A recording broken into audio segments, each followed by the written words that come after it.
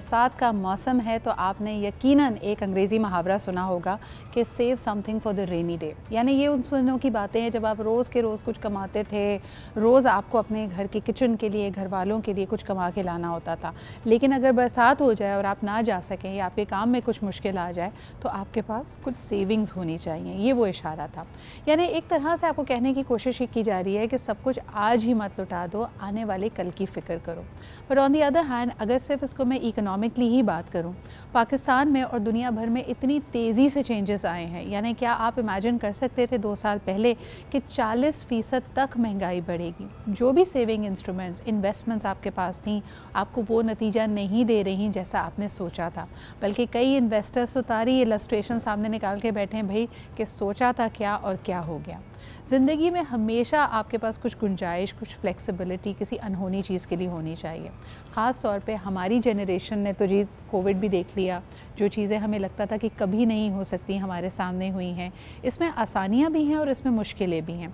लेकिन कितनी फ़िक्र करनी चाहिए आने वाले कल की और किस तरह आप आज को भी बेहतर बना सकते हैं, आज को एंजॉय कर सकते हैं। आइए ज़रा इस पर बात करते हैं, because that's the balance we all are struggling to strike. हमारे साथ जो आज मेहमान हैं, आइए उनसे आपका तारुफ कराती हूँ। फर्स्ट एंड फॉरमोस्ट ही मेरी कराची स्टूडियो में मौजूद हैं उज़मा सफ़दर, जो कि एक सीजन्ड HR एक्सपर्ट है, मोटिवेशनल स्पीकर हैं। और हमारी दूसरी मेहमान हैं Muzna Ali, who is also an OD and HR expert. आपकी पर्सनल डेवलपमेंट के लिए, ऑर्गेनाइजेशनल डेवलपमेंट के लिए मुख्तलिफ प्रोग्राम्स हैं and she is also associated with the Learning Minds. बहुत बहुत शुक्रिया मुज़ना आपकी मौजूदगी का। And last but definitely not the least, हमें ज्वाइन कर रहे हैं माहिर नफ्सियात हैं डॉक्टर अली अजमल। अली साहब, आपकी भी आमद का बहुत शुक्रिया। और सबसे पहले अगर गुफ्तगू का आगाज़ मैं मुज़ना आपसे करूं, कॉर्पोरेट वर्ल्ड में जहां एक ज़माने में हम कहते थे ना कि पक्की नौकरी के सब तलाश कर रहे होते हैं, क्यों? क्योंकि इसमें बेनिफिट्स बहुत हैं, लगी बंदी आती रहेगी, आपको मुश्किलात का सामना नहीं करना पड़ेगा। आज हर कोई कॉन्ट्रैक्चुअल है, किसी के पास वो बेनिफिट्स नहीं हैं। तो कल की फ़िक्र आपको एक तरह से ख़ुद ही करनी है, क्योंकि कंपनीज़ अब आपकी फ़िक्र नहीं कर रही हैं, राइट? बिल्कुल, आप बिल्कुल सही कह रही हैं। तो पहले ऐसा होता था कि कंपनीज़ के साथ इसलिए जुड़े रहते थे बहुत सारे लोग कि वहाँ से लगे बंदे बेनिफिट्स हैं, पर्क्स हैं। लेकिन अब क्योंकि फ्रीलांस का ज़माना है तो सभी अपनी खुद की छोटी सी बिज़नेस लेकर चल रहे हैं और अपना खुद का काम शुरू कर रहे हैं और उससे बहुत सारा मुनाफा भी कमा रहे हैं। तो उसके साथ साथ ये अवेयरनेस आ रही है कि बहुत सारे ऐसे इदारे हैं जो ऐसे इंडिविजुअल्स को इंश्योरेंस और मेडिकल इंश्योरेंस, फाइनेंशियल, फ़िज़िकल, ये सब चीज़ें उनको वहाँ से प्रोवाइड हो रही हैं। तो इसकी भी एक अंडरस्टैंडिंग है। लेकिन वहाँ पे बहुत सारे लोग ऐसे भी हैं जिनको इन चीज़ों का अभी तक इंफॉर्मेशन या नॉलेज नहीं है, अंडरस्टैंडिंग नहीं है। पूरा एक तरीक़ेकार बदल गया ना। पहले लोग देखो गवर्नमेंट जॉब में इसीलिए जाते थे क्योंकि पक्की नौकरी है, फिर कई इदारों ने उसको रेप्लिकेट करने की कोशिश की। अभी भी HR सिस्टम तो स्ट्रॉन्ग है, आपको यका या कोई एक दिन के नोटिस पे नहीं निकाल सकता। That is also against your human rights, your basic rights as an employee. लेकिन साथ साथ हम ये भी देखते हैं कि जो पहले वाला वो देरपा ज़माना था, मुस्तकिल मिजाजी थी, वो अब आपको नज़र नहीं आती। उसमें इसकी वजह से हमारा मिजाज भी काफ़ी हद तक ट्रांजैक्शनल हो गया। हम भी ये सोचने पे मजबूर हैं कि हमारे आज और हमारे आने वाले कल में कितना कोई रिश्ता, कोई इदारा, कोई नौकरी कंट्रीब्यूट कर रही है, और जहाँ हमें कोई गैप लगता है तो हम फिर खूब से खूबतर की तलाश में स्विच कर जाते हैं। Is that true?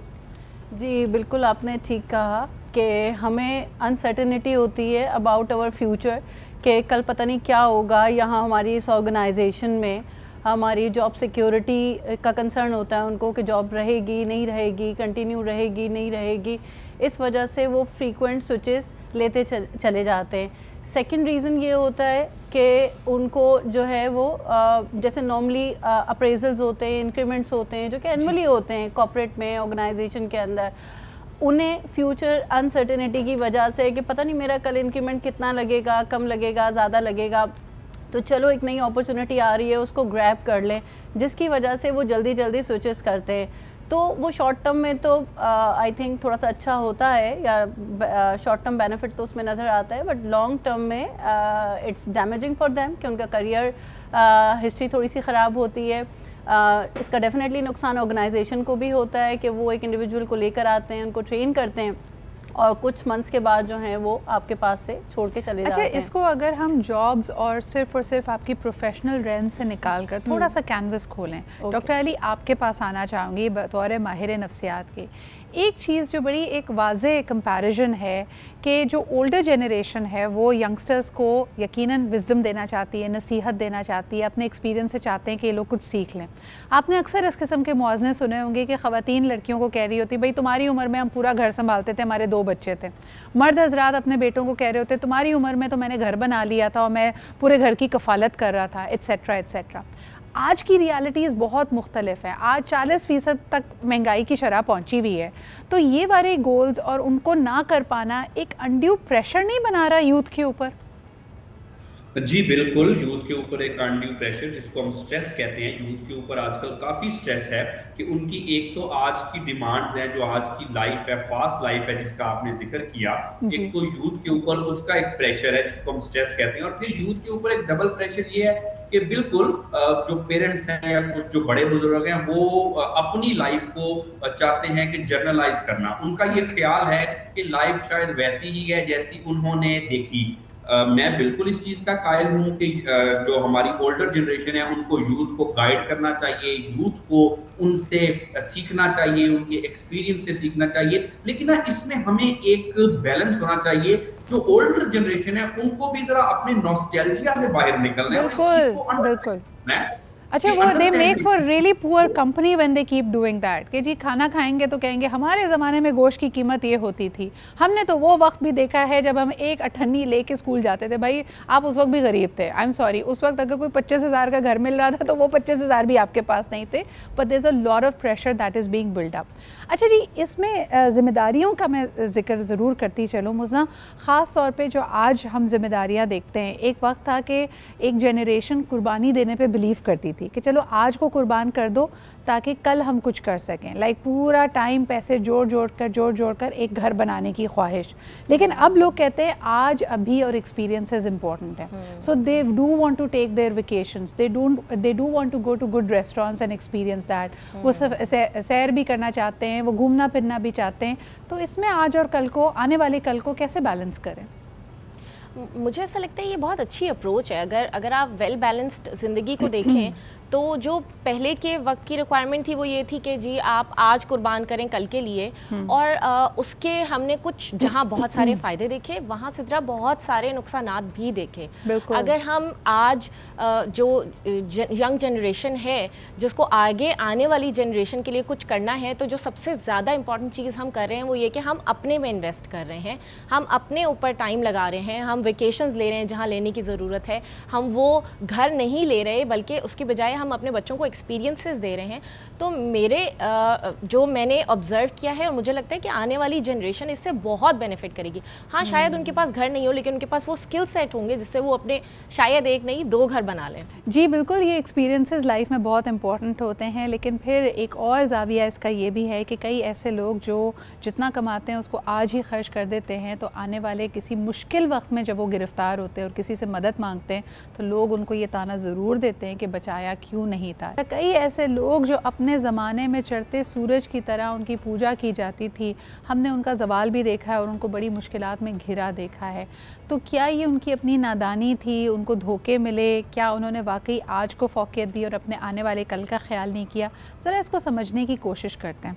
आप क्या कहेंगी उज़्मा कि अगर हम माजी के सुपरस्टार्स को देखें जिनको फिर आगे जाके उनको अलालत की वजह से कोई बीमारी हुई, जिस्म में जान नहीं रही, ज़ईफ़ी की तरफ हो गए, तो वो बात नहीं रही और अक्सर उनको हमने फाइनेंशियली स्ट्रगल करते हुए देखा।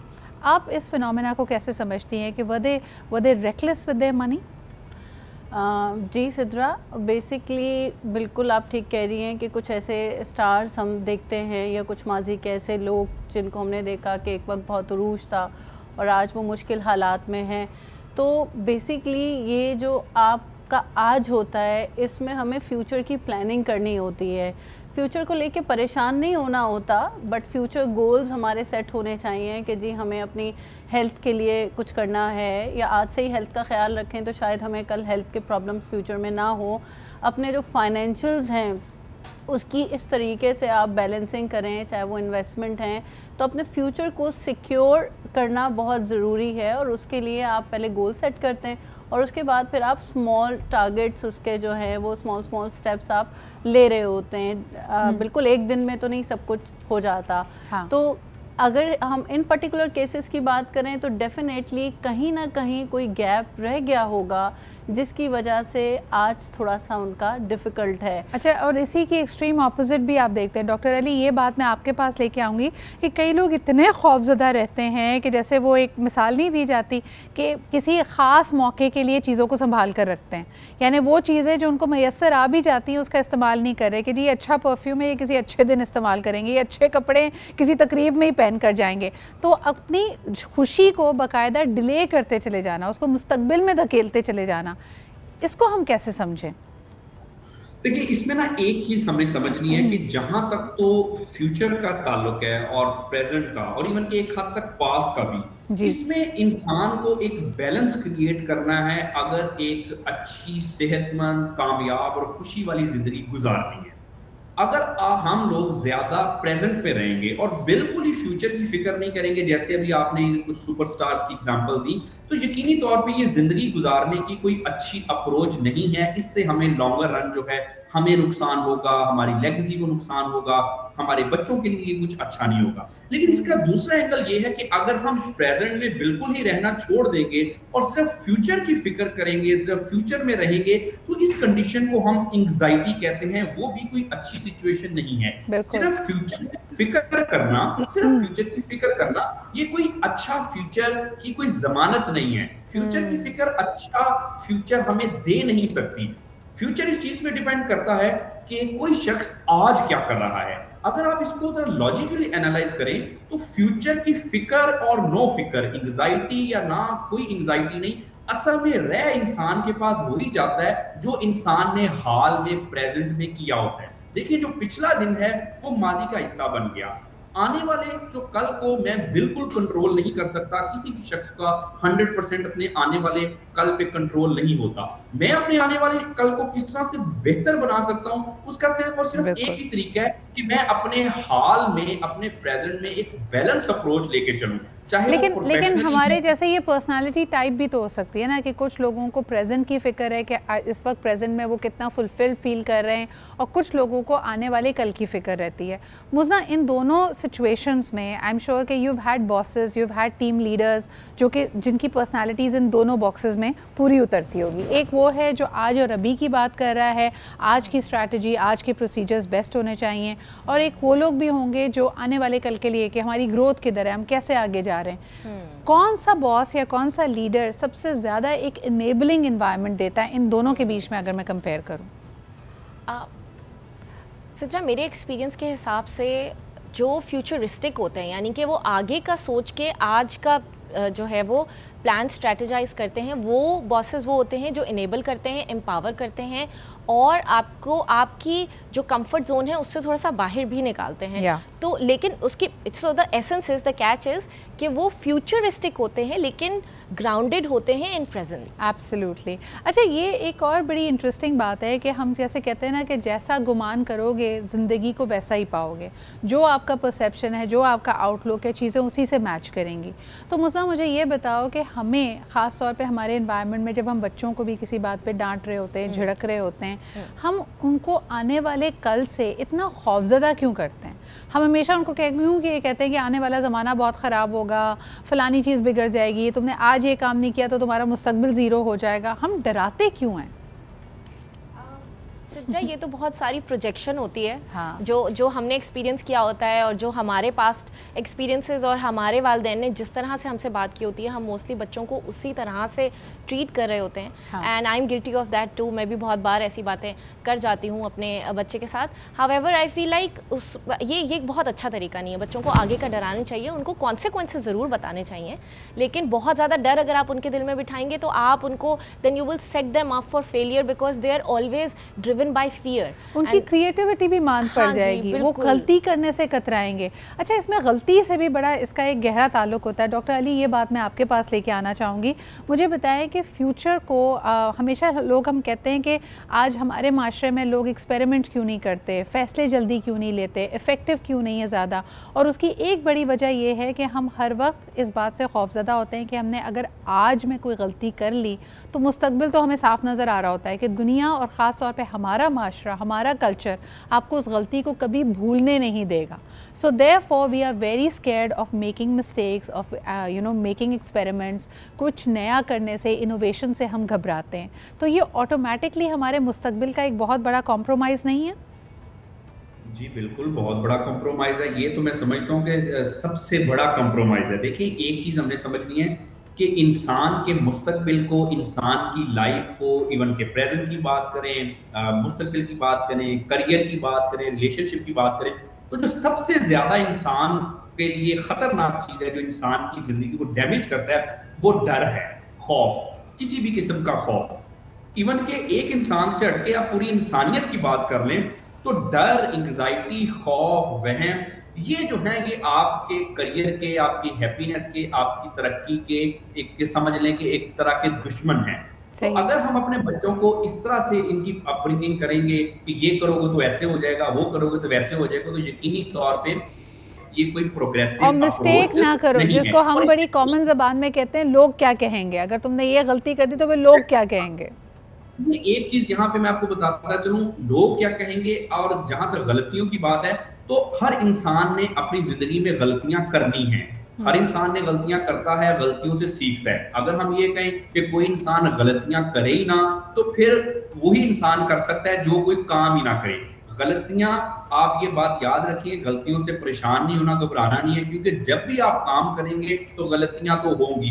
दुनिया में कोई ऐसा शख्स नहीं है जिसने कभी गलती ना की हो, और बाय द वे जिसने सारा कुछ सीख लिया हो। हमने पहले भी गलतियां की, हर शख्स ने, हमने आइंदा भी करनी है। सीखने का सिर्फ यही एक तरीका है। अच्छा जी, मुस्तकबिल में किस चीज़ से हमें सबसे ज़्यादा डराया जाता है, उनकी बातें भी कर लेते हैं। मिसाल के तौर पे आपको बीमारी से डराया जाता है, आपको मुफलिसी से डराया जाता है, और आपको अकेला रह जाने से डराया जाता है। उज़मा, सबसे ज़्यादा बड़ा खौफ लोगों का आपकी एक्सपीरियंस में, आपकी ऑब्जर्वेशन में क्या है इन तीनों में से? बीमारी, मुफलिसी या फिर तन्हाई?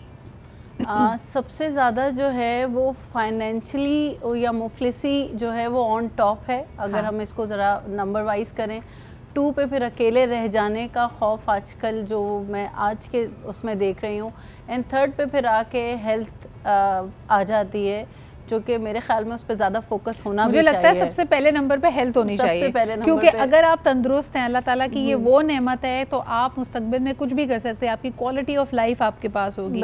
लेकिन हम अपने आप को इतना थका देते हैं, इतने डेली हेल्थ पे कॉम्प्रोमाइज़ करते हैं कि बुढ़ापे तक तो वैसे यानी बहुत पैसा भी है लेकिन आप व्हील चेयर पर बैठे हैं, ये तो हमारे हालात हो जाते हैं। उसमें क्या कहेंगी, हेल्थ को प्रायोरिटाइज कैसे किया जा सकता है? अच्छा, जो भी हम आज डिस्कशन कर रहे हैं उसमें मेनली यही चीज़ है कि जो हमारा बैलेंस है between future and present, futuristic approach को भी मद्देनज़र रखें और ग्राउंडेड भी रहें आज में।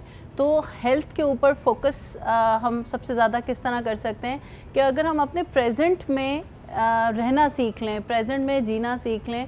इसके लिए आजकल बहुत ज़्यादा एक बज़ वर्ड है माइंडफुलनेस, और माइंडफुलनेस में आप अपने प्रेजेंट में रह सकते हैं, और जो है इसमें आप जो है मेडिटेशन है, डीप ब्रीदिंग है, तो आप अपनी हेल्थ के ऊपर फोकस करें। आपका जो डेली रूटीन है उसमें आपकी जो है वो हेल्दी एक्टिविटीज़ शामिल हों, आपकी एक्सरसाइज है, आपकी हेल्दी ईटिंग है। उसमें इसको मैं वापस लेके आऊँगी इस बात को, अभी एक छोटा सा ब्रेक लेते हैं। कई दफ़ा आप ये देखेंगे कि हम ये समझ रहे हैं ना कि स्ट्रेस करना, एंजाइटी में रहना, इससे कोई फ़र्क नहीं पड़ रहा, ये तो अच्छी बात है, आप जुस्तजू में हैं। क्या आपको पता है कि long term stress, trauma and anxiety, ये आपको इन तीनों जो आपके सबसे बड़े खौफ है ना कि आपकी हेल्थ ख़राब हो जाएगी, आप मुफलिस हो जाएंगे, या खुदा न खास्ता आप तनहा रह जाएंगे, इन सबको रियल बना देती है, एक्चुअली आपको इस तरफ धकेल देती है। तो फिर आप अपने आप को, अपने मुस्तकबिल को बेहतर बनाने के लिए क्या कर सकते हैं कि साथ साथ आप आज को भी एंजॉय करें और आने वाले कल की फ़िक्र भी करें, या उसके लिए प्रिपेयर्ड भी रहें। अच्छा जी, जहां हम आज और आने वाले कल की यानी मुस्तकबिल की बात कर रहे हैं, मुझे लगता है कि कहीं ना कहीं इसमें बहुत बड़ा गेम एक्सेप्टेंस का भी है कि हम किन चीज़ों को खुले दिल से अपना लेते हैं, कबूल कर लेते हैं। आज ने माजी में तब्दील हो जाना है, इसको हमें कबूल करना पड़ेगा, और साथ साथ आने वाले कल ने बहरहाल आना है जिसमें उसकी तमाम तर चेंजेस भी होंगे, एवोल्यूशन भी होगी। मैंने उन लोगों को बहुत ज़्यादा तकलीफ़ में देखा है जो माजी का पीछा भी नहीं छोड़ना चाहते, जो अपने फ्यूचर को बिल्कुल वैसा देखना चाहते हैं जैसे उन्होंने इमेजिन किया। So there is no room for imagination, there is no room for evolution. यानी जिस अंदाज में पहले काम हुआ करते थे अब अंदाज बदल गए हैं, लेकिन अगर आप इस फ्यूचर को एक्सेप्ट नहीं करेंगे तो आप खुद भी दुखी रहेंगे और आप दूसरों को भी दुखी करेंगे। इस पे क्या कहोगी मुज़ना? कई लोगों के लिए चेंज को, फ्यूचर को एक्सेप्ट करना बड़ा मुश्किल होता है। चेंज को एक्सेप्ट करना लोगों के लिए इसलिए मुश्किल होता है क्योंकि हर चीज़ को वो कंट्रोल करना चाहते हैं। हाँ। वो फ्रैंकलिन कवी का एक सर्कल ऑफ इन्फ्लुएंस है, सर्कल ऑफ कंट्रोल है, जिसमें वो कहते हैं कि भाई आप देखें कि क्या आपके हाथ में है और इसके अलावा जितना भी कुछ है वो सब सर्कल ऑफ कंसर्न में, and circle of concern is none of your concern. हाँ, समझ रहे हैं? उसको जितना श्रिंक हाँ, कर लें आपकी मेंटल हेल्थ उतनी अच्छी रहेगी। बिल्कुल बिल्कुल सही जी। अच्छा, इसको श्रिंक करने का तरीका भी तो बताओ ना। हाँ। जो कंट्रोल में भी बहुत कम चीज़ें और जो जी। चीज़ें कंट्रोल में उसको हम कंट्रोल करना नहीं चाहते। मिसाल के हाँ। तौर पे हमारे रिस्पॉन्सेस, हमारा रवैया, हमारा डिसिप्लिन, हमारा मिजाज, ये सब हमारे कंट्रोल में है, लेकिन जी। हम उसको कंट्रोल नहीं करना चाहते। जो कंसर्न में हैं उनको कंट्रोल करना चाहते हैं।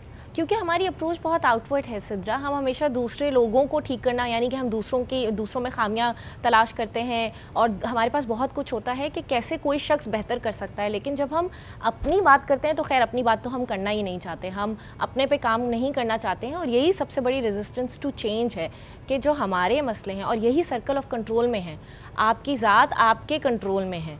तो इसको अगर हम समझें और उसके ऊपर हम काम करें, और उसके ऊपर काम कैसे कर सकते हैं, of course meditation is one of the tools. मैं बिल्कुल आपको वैसे एक बात बताऊं, आज मैं जैसे हम कह रहे थे ना कि जैसा गुमान होगा वैसा ही फ्यूचर होगा। इस वक्त हम इतनी नेगेटिविटी में घिरे हुए हैं, सुबह शाम हम बुरी खबरें सुनते हैं, होपलेसनेस का हम शिकार हैं, हम सियासतदानों से लेके अदलिया तक हम किसी चीज़ पे ट्रस्ट नहीं करते।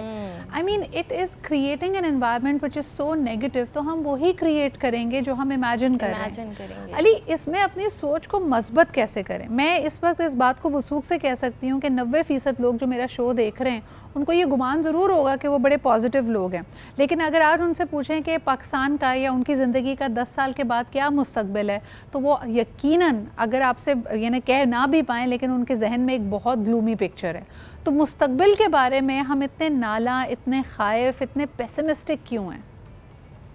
देखिए, इसमें ना एक चीज हमने समझनी है कि जब हम कोई पेसिमिस्टिक अप्रोच रखते हैं या बुरा सोचते हैं तो जरूरी नहीं होता कि चीजें भी उतनी पेसिमिस्टिक हैं जितना हम सोचते हैं। Yes. आमतौर पे ऐसा देखा गया कि जब किसी शख्स को कोई स्ट्रेस है, कोई फ्रस्ट्रेशन है, कोई अनरिजॉल्व किस्म के कुछ ट्रॉमास रह गए हैं या उनके थिंकिंग पैटर्न ठीक नहीं है, जैसे हमारी कुछ जिस्मानी आदतें होती हैं वैसे कुछ ज़हनी आदतें भी होती हैं, अगर वो ठीक नहीं है तो वो ठीक ठाक चीज़ों को पेसिमिस्टिक सेंस में देखेंगे। अगर उस चीज को लॉजिकली एनालाइज किया जाए तो इतनी परेशान होने की बातें नहीं होती जितने के लोग परेशान हो जाते हैं। I tell you the best formula to improve your future is very simple, and that is to practise as much gratitude as you can in the present. ये जो भी हम बात करें ना स्ट्रेस की, एंजाइटी की, अब ये $1 मिलियन क्वेश्चन है। लेकिन उस्मा, आप बताएं, you also speak as a motivational speaker, कि हमारे आज में हम शुक्रगुजारी को, ग्रैटिट्यूड को कैसे लेके आएँ?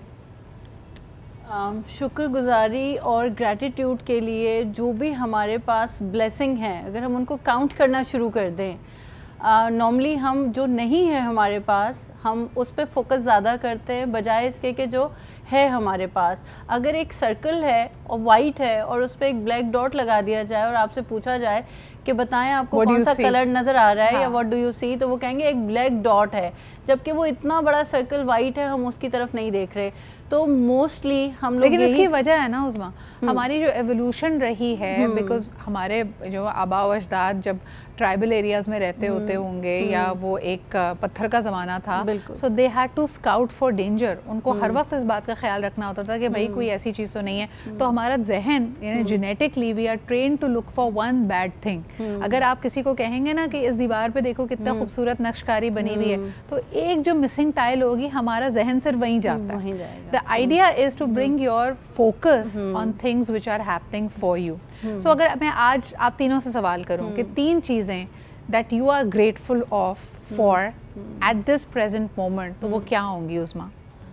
सबसे पहले तो माई हेल्थ, ओके, अल्हम्दुलिल्लाह, माई फैमिली, माशाल्लाह I have a happy family और जो उनके साथ रिलेशनशिप हैं, and then my career, I am on a very successful career, एंड उसके साथ बीइंग वर्किंग लेडी मैं अपने घर को अच्छे से मैनेज करती हूँ। और जो मेरी लाइफ है उसको मैंने 3 हिस्सों में बाइफिकेट किया हुआ है। 1 is my professional life, 2nd is my family life, 3rd is my own life, कि मैंने अपनी जो है ना अपनी सर्विसेज लेनी है, मैंने अपना ख्याल रखना है, चाहे मेरी स्किन हो, चाहे मेरी हेल्थ हो, एज की जिस जगह हम हैं तो जी उससे रिलेटेड जो अपकीप है उसका ख्याल रखना। तो नहीं, that is beautiful and I think what a great source कि आपने 3 चीज़ें जो गिनवाई भी और किस तरह आप अपनी ज़िंदगी को मोर इफेक्टिव बनाने के लिए आज और कल को बैलेंस करने के लिए 3 हिस्सों में अपने आप को बांट सकते हैं। मुझना, यही सवाल अगर आपसे किया जाए, 3 चीज़ें that you are grateful for that is helping you create the kind of future you want to go towards. मैं तो सच्चा I can go on and on because I am a hopeless optimist. तो मुझे हर चीज़ में positivity दिखती है। तो of course health comes number 1, लेकिन जो एक बहुत ज़रूरी चीज़ है जिसके लिए मैं बहुत अल्लाह ताला का शुक्र अदा करती हूँ, वो ऑल काइंड्स ऑफ एक्सपीरियंसेस हैं, अच्छे या बुरे, क्योंकि मुझे हर चीज़ में से सीखने को मिलता है। And everything that comes my way is sent you know for a purpose, so I look at it as a gift कि ये मुझे मिला है और इससे कुछ सीखने को। तो ये अच्छा, ये अप्रोच ना आमतौर पे लोग कहते हैं बड़ी फिल्मी है, सब चीज़ें कहाँ सही होती हैं, देखो फलाने के साथ इतना बुरा हुआ, फलाने के साथ इतना बुरा हुआ, लेकिन प्लीज़ रिमेंबर कि life can be like a movie, क्योंकि एक मूवी उस वक्त तक ख़त्म नहीं होती जब तक सब कुछ सही नहीं हो जाता। और अगर आप वाकई अपनी ज़िंदगी को नोटिस करें, 99% ख्वाहिशें जो आप करेंगे ना वो आपकी ज़िंदगी में पूरी होंगी, लेकिन जो 1% रह जाती है ना, हमारा सारा फोकस वहीं चला जाता है। अली, यही सवाल आपसे और उसके साथ I will close the programme. मुझे बताइए 3 चीज़ें जिसके लिए आप बहुत ग्रेटफुल हैं, शुक्रगुजार हैं, और आपको लगता है कि इंशाल्लाह ये 3 चीज़ें जो आज आपको मैसर हैं ये आपको एक बेहतर फ्यूचर की तरफ लेके जा रही हैं। जी बिल्कुल, अल्लाह ताला का शुक्र है, एक प्रेजेंट मोमेंट में ज़िंदगी गुजारना, ठीक रहना, सांस के लिए शुक्रगुजार हूँ मैं अल्लाह ताला का, इस ज़िंदगी के लिए जिसमें हैप्पीनेस है और एक मोटिवेशन है। अपने होने के लिए मेरा ख्याल है कि मैं अल्लाह ताला का बहुत शुक्रगुजार हूँ। और लाइफ में अप्स एंड डाउन्स आते रहते हैं, हेल्थ में, करियर में और रिलेशनशिप में भी, लेकिन इंसान को जो सबसे ज्यादा शुक्रगुजार होना चाहिए वो अपने होने के लिए होना चाहिए कि जो भी ट्रॉमास गुड बैड सब की लाइफ में आते हैं, आते रहते हैं, उसके बावजूद I am living a good life. बिल्कुल, और जिस तरह लोग कहते हैं ना मुआवजा करना अच्छी बात नहीं है, अपनी लेन में चलो, नहीं, मुआवजा करने का अंदाज़ बदल लें। देखें, there are so many people, अल्हम्दुलिल्लाह आज हम यहाँ बैठे आप और हम गुफ्तगू कर रहे हैं, ये शो कर रहे हैं, there are so many people who did not wake up today. कितने लोग हैं जो आज नींद से बेदार नहीं हुए बल्कि खालिक हकीकी से जा मिले।